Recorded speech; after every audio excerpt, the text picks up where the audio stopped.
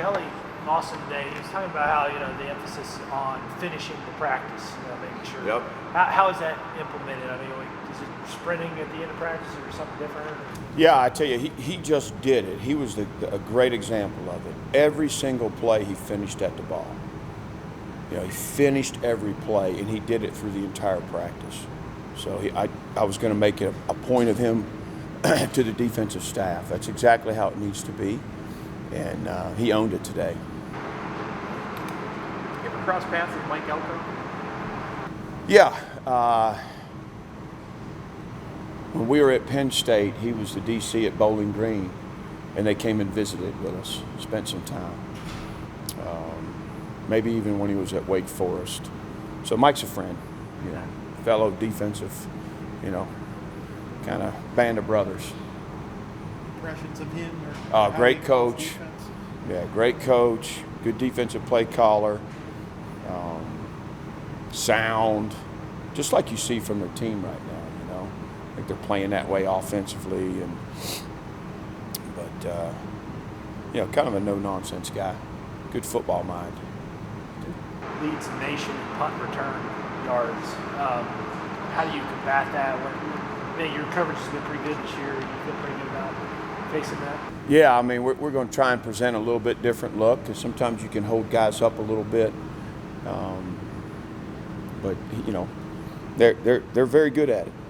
They got a dynamic guy back there, and I think we have to, number one, our gunners got to win and get down the field, which is important. But we've been pretty good there. So.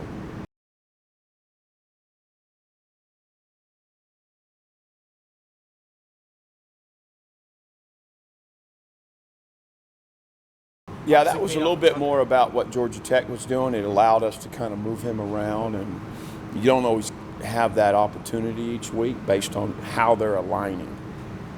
But that was the best alignment for what Georgia Tech did. BC threw for a good chunk of yardage against these guys last week. Anything you can take from that? What kind of stands out about that secondary? Yeah, I think BC's got a good group of wideouts. We know that. And they've got separation. I thought the kid threw the ball well. I watched that game, obviously, and we're going to have to be able to throw the ball. There's an opportunity to do that. Holloway won the Special Teams Award this week. He tweeted out all the guys that blocked for him, so he kind of shouting that out on Twitter.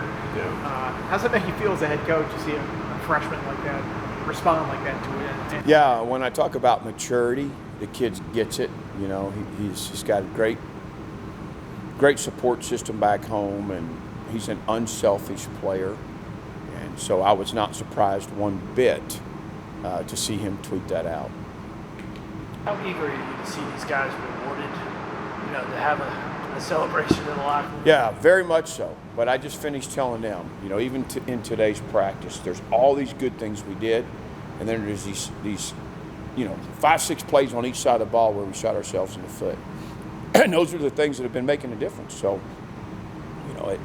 understanding for them what just a small margin of error there is. It's so hard to win a game. And that we have to do more things right, less things wrong. We don't have to play perfect, but we got to eliminate some of these things, and we're capable. Have you ruled out fatigue as the fourth quarter struggles? I mean, has that not been the issue really?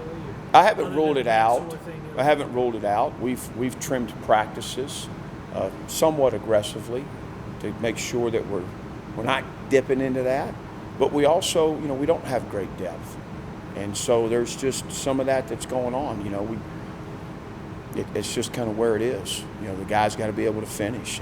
And you can still see great examples of good play, at the end of a game where you go, okay, well, he doesn't look tired here or fatigued here. But it's the equivalent of the year, too. And we got to be as fresh as we can in the fourth, and we keep talking about that. One of the reasons you saw Chamari playing some corner last week to help spell, and we've got to keep doing that. You've mentioned wanting to win one-on-one battles. I asked you yesterday about Mario. It seemed like CJ did the same thing. What have you liked? Have you seen him improvement in that area, and what would you hope that group to do this week? I know you mentioned Duke's offensive tackle is one of the best in the country.